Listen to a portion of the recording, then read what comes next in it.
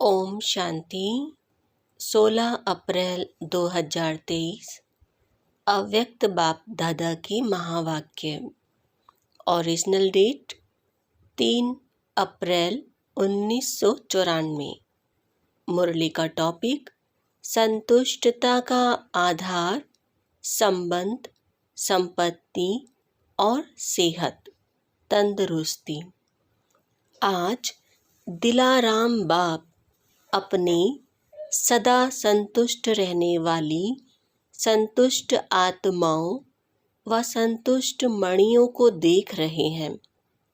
ये रूहानी मणियों की चमक सारे दरबार को चमका रही है।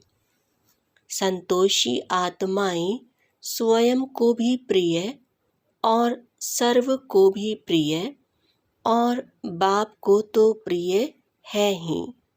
तो ऐसे हो ना, क्योंकि इस श्रेष्ठ ब्राह्मण जीवन में अप्राप्ति का नाम ही नहीं है।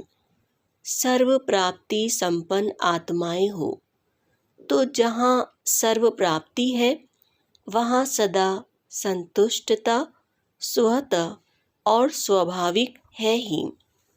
नेचुरल स्वभाव उसका संतोष का है और संतुष्टता का स्वरूप व स्वभाव निजी संस्कार ऐसा श्रेष्ठ है जो असंतुष्ट आत्मा को भी संतुष्टता का वाइब्रेशन वायुमंडल संतोष वायुमंडल में बदल देता है। इस संगम युग में विशेष बाप दादा की देन संतुष्टता है। एक संतुष्टता की विशेषता और विशेषताओं को भी सहज अपने समीप लाती है, लेकिन सदा संतुष्ट हो। परिस्थिति कितनी भी बदल ले, लेकिन संतुष्टता की स्थिति को परिस्थिति बदल नहीं सकती। परिस्थिति है ही बदलने वाली, लेकिन स्व संतुष्टता की स्थिति सदा प्रगतिशील है। आपके आगे कैसी भी हिलाने वाली परिस्थिति ऐसे ही अनुभव होती है जैसे पपेट कठपुतली शो देखते हो ना। होता सब कुछ है लेकिन होता पपेट है। तो कैसी भी परिस्थिति पपेट शो लगता है। वाह, आजकल का जो फैशन है कार्टून शो, अच्छा लगता है ना। होता तो शेर भी है, बिल्ली भी होती है, लेकिन होता क्या है, कार्टून। कहानी पूरी होती है लेकिन है कार्टून की स्टोरी, रियल नहीं है। कभी भी कोई भी परिस्थिति आए तो यही समझो, एक बेहद के स्क्रीन पर कार्टून शो चल रहा है, वह पपेट शो चल रहा है। तो वह देख कर के परेशान होंगे कि मनोरंजन करेंगे। शो देखना तो अच्छा ही है ना। तो यह माया का व प्रकृति का यह भी एक शो है, जिसको साक्षी स्थिति में सदा संतुष्टता के स्वरूप में देखते रहो। अपनी शान में रहते हुए देखो, संतुष्ट मणि हूँ, संतोषी आत्मा हूँ। ये है संगम का श्रेष्ठ शान। तो शान में स्थित होना आता है ना, कि परेशान होना अच्छा लगता है। सदा संतुष्टता की विशेषता को इमर्ज रूप में स्मृति में रखो। प्राप्तियों में विशेष संबंध और संपत्ति आवश्यक है। संबंध में भी अगर एक भी संबंध अप्राप्त है तो संपूर्ण संतुष्टता नहीं होगी। तो संबंध में भी सर्व चाहिए और अविनाशी चाहिए। अगर कोई भी संबंध विनाशी है तो अप्राप्ति और असंतुष्टता स्वतः हो जाती है। लेकिन एक ही वर्तमान संगम युग है जिसमें सर्व अविनाशी संबंध एक बाप से अनुभव कर सकते हो। सतयुग में भी संबंध बहुत थोड़े हैं, सर्व नहीं है, लेकिन इस समय जिस संबंध की आकर्षण हो, अनुभूति करना चाहे, वो संबंध परम आत्मा द्वारा अनुभव कर सकते हो। हर एक के जीवन में संबंध की भी अलग अलग पसंदी होती है। किसको बाप का संबंध इतना अच्छा नहीं लगेगा, फ्रेंड ज़्यादा अच्छा लगेगा, लेकिन एक समय पर और एक से सर्व संबंध प्राप्त है। सर्व प्राप्ति है कि कुछ रहा हुआ है। पीछे बैठे हुए क्या समझते हैं? आज नए नए को आगे बैठने का चांस दिया है। अच्छा, जो इस कल्प में इस बार पहली बार आए हैं वो हाथ उठाओ। भले पधारे। बाप दादा भी पदम गुणा स्नेह संपन्न वेलकम कर रहे हैं। नए होते भी कल्प कल्प के अधिकारी हैं, ये तो समझते हो ना। बाप दादा सदा कहते हैं बड़े तो बड़े हैं लेकिन छोटे समान बाप हैं, इसलिए सदा अपने रूहानी बेहद के संपूर्ण अधिकार के निश्चय और नशे में रहो। बेहद का नशा है, हद का नहीं रखना। देखो कितने श्रेष्ठ अधिकारी हो जो स्वयं बाप ऑलमाइटी अथॉरिटी के ऊपर अधिकार रख दिया। परमात्म अधिकारी, इससे बड़ा अधिकार और है ही क्या। जब बीज को अपना बना लिया तो वृक्ष तो समाया हुआ है ही। सर्व संबंधों का भी अविनाशी अधिकार ले लिया और संपत्ति में भी अगर सिर्फ स्थूल संपत्ति है तो भी सदा संतुष्ट नहीं रह सकते। स्थूल संपत्ति के साथ अगर सर्व गुणों की संपत्ति, सर्व शक्तियों की संपत्ति और श्रेष्ठ संपन्न ज्ञान की संपत्ति नहीं है तो संतुष्टता सदा नहीं रह सकती।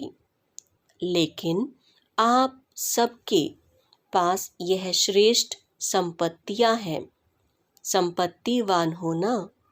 दुनिया वाले तो सिर्फ स्थूल संपत्ति वाले को संपत्ति भव का वरदान देते हैं, लेकिन आप सबको वरदाता बाप सर्वश्रेष्ठ संपत्ति भव का वरदान देते हैं। तो सब संपत्ति है ना कि कोई कम है, फुल है। पीछे वालों के ऊपर सबसे ज़्यादा ध्यान है, आगे वालों का ध्यान बाप की तरफ ज़्यादा है और बाप का ध्यान पीछे वालों के ऊपर ज़्यादा है। जितना ही दूर है उतना ही नैनों में समाये हुए हैं। साकार वतन में तो साकार की बातें होती हैं। देखो परम धाम में आप सभी आत्माएं कितनी समीप होंगी, सभी साथ होंगे ना। और सूक्ष्म वतन में भी इतना बेहद है जो जितना समीप आना चाहे आ सकते हैं। लेकिन बच्चों का स्नेह निराकार और आकार को भी साकार बनाना चाहता है। तो बाप क्या कहते हैं? जी हजूर, जी हाजिर। बच्चे तो बाप के भी हजूर हैं, मालिक है ना।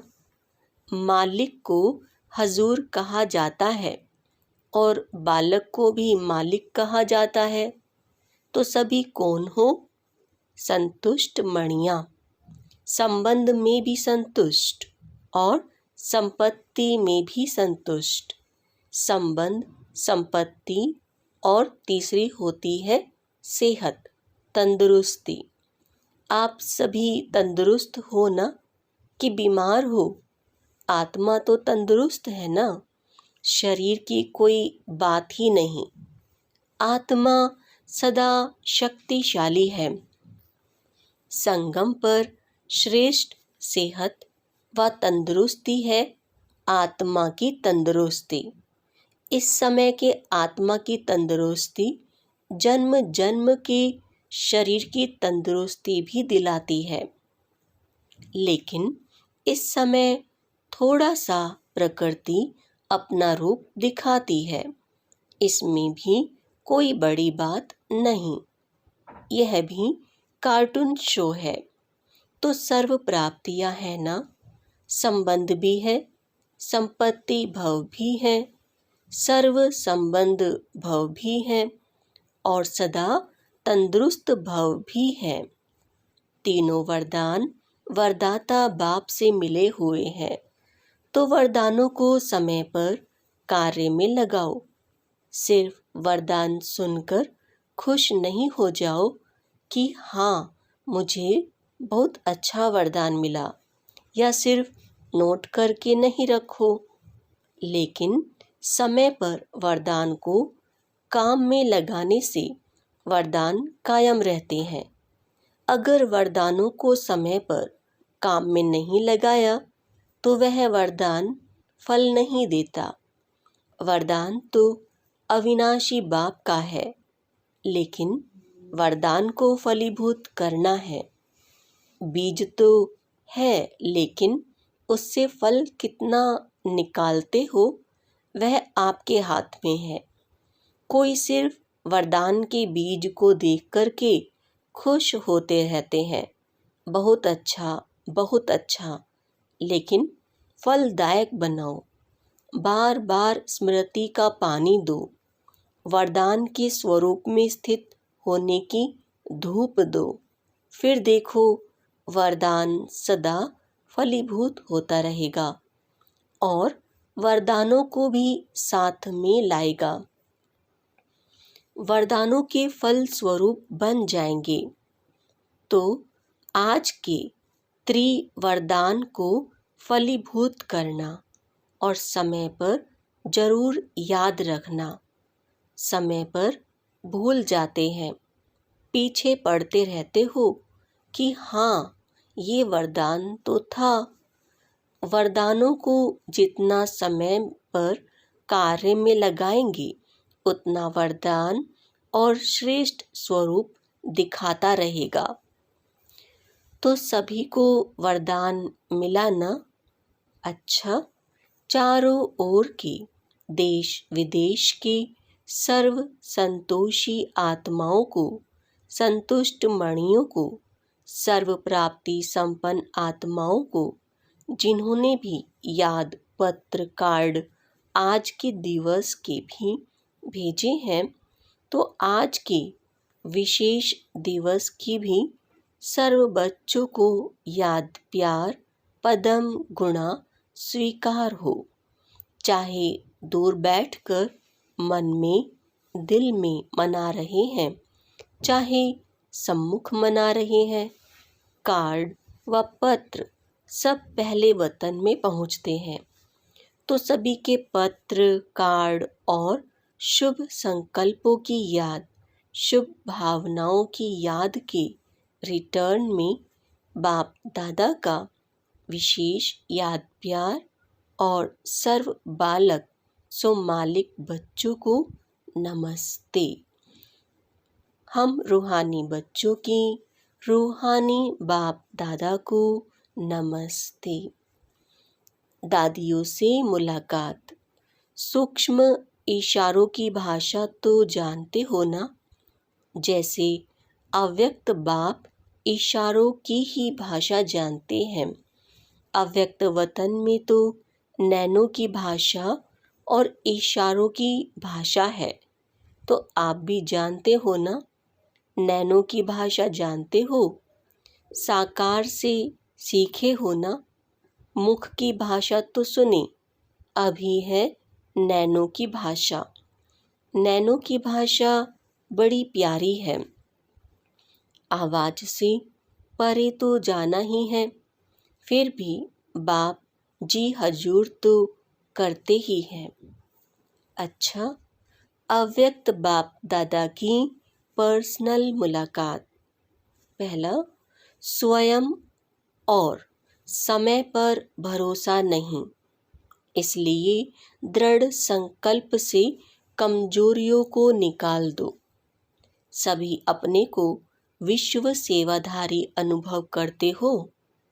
विश्व सेवाधारी व विश्व कल्याणकारी वही बन सकता है जिसके पास सर्व शक्तियों का खजाना संपन्न है।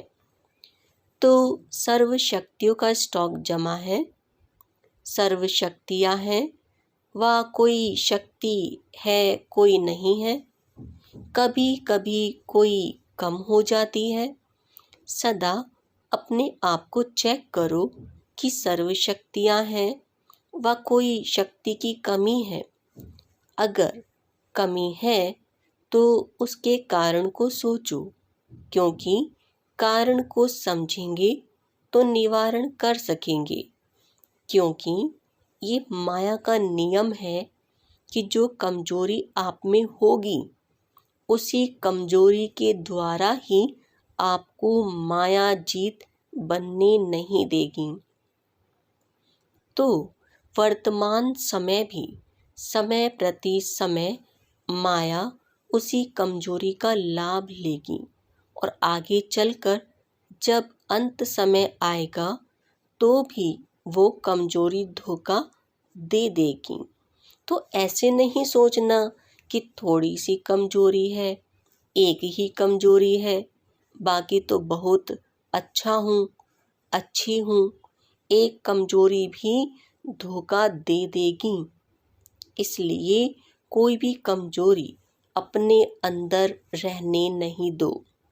अगर स्वयं नहीं मिटा सकते हो तो कोई का सहयोग लो। जो शक्तिशाली आत्माएं हैं उनका सहयोग लो। विशेष योग का प्रयोग करो। किसी भी विधि से कमजोरी को मिटाना ही है, यह दृढ़ संकल्प करो। यह भी नहीं सोचो कि आगे चलकर हो जाएगा, नहीं, अभी से निकाल दो। क्योंकि स्वयं पर और समय पर कोई भरोसा नहीं है। ऐसे नहीं सोचो कि आगे चलकर ये करेंगे हो जाएगा, नहीं। आपका स्लोगन है अब नहीं तो कब नहीं, तो जो करना है वो अभी करना है। क्योंकि बाप संपन्न है और आपका बाप से प्यार है, तो बाप जैसा बनना ही प्यार का प्रैक्टिकल स्वरूप है। जितना बाप से बहुत बहुत प्यार है, इतना ही पुरुषार्थ से भी बहुत बहुत प्यार है। जितना बाप से प्यार के लिए फलक से कहते हो कि 100% से भी ज़्यादा प्यार है, ऐसे पुरुषार्थ के लिए भी कहो। सोचेंगे करेंगे नहीं, सब कमजोरियां खत्म, गे नहीं। शिवरात्रि मनाने आए हो तो कुछ तो बलि चढ़ेंगे ना। बाप दादा सभी बच्चों को संपन्न देखना चाहते हैं। बाप का प्यार है, इसलिए बच्चों की कमी अच्छी नहीं लगती। तो क्या याद रखेंगे कि सदा संपन्न संपूर्ण रहना ही है। कि थोड़ी थोड़ी कंप्लेन करते रहेंगे, कंप्लीट, कंप्लेन खत्म, संपन्न बनना ही मनाना है। दूसरा, वेस्ट को बेस्ट बनाना, अर्थात होली हंस बनना। सभी अपने को सदा होली हंस अनुभव करते हो। होली हंस का अर्थ है संकल्प, बोल और कर्म जो व्यर्थ होता है उसको समर्थ में बदलना। क्योंकि व्यर्थ जैसे पत्थर होता है, पत्थर की वैल्यू नहीं, रतन की वैल्यू होती है। तो व्यर्थ को समाप्त करना अर्थात होली हंस बनना। तो व्यर्थ आता है, होली हंस फौरन परख लेता है कि ये काम की चीज नहीं है, ये काम की है। तो आप होली हंस होना तो व्यर्थ समाप्त हुआ, क्योंकि अभी नॉलेजफुल बने हो कि अगर अभी संकल्प, बोल या कर्म व्यर्थ गवाते हैं तो सारे कल्प के लिए अपने जमा के खाते में कमी हो जाती है। जानते हो ना, नॉलेजफुल हो। तो जानते हुए फिर व्यर्थ क्यों करते हो? चाहते नहीं हैं लेकिन हो जाता है, ऐसे कहेंगे। जो समझते हैं अभी भी हो सकता है वो हाथ उठाओ। आप हो कौन? राजयोगी। राजयोगी का अर्थ क्या है? राजा हो ना, तो मन को कंट्रोल नहीं कर सकते। किंग में तो रूलिंग पावर होती है ना, तो आप में रूलिंग पावर नहीं है। अमृत वेले और फिर सारे दिन में बीच बीच में अपना ऑक्यूपेशन याद करो, मैं कौन हूँ। क्योंकि काम करते करते यह स्मृति मर्ज हो जाती है कि मैं राजयोगी हूँ। इसलिए इमर्ज करो, ये नियम बनाओ। ऐसे नहीं समझो कि हम तो हैं ही राजयोगी, लेकिन राजयोगी की सीट पर सेट होकर रहो।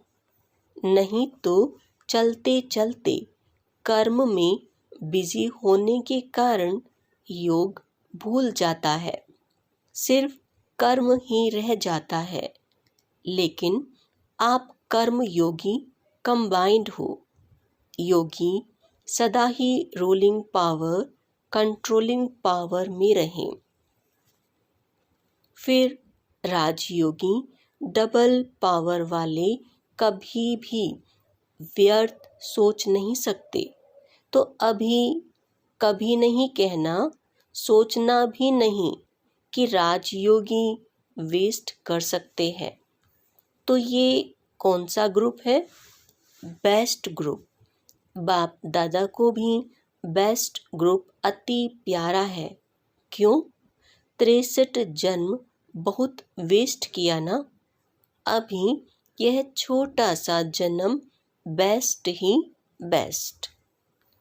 अच्छा, आज का वरदान, अटूट याद द्वारा सर्व समस्याओं का हल करने वाले उड़ता पंछी भव।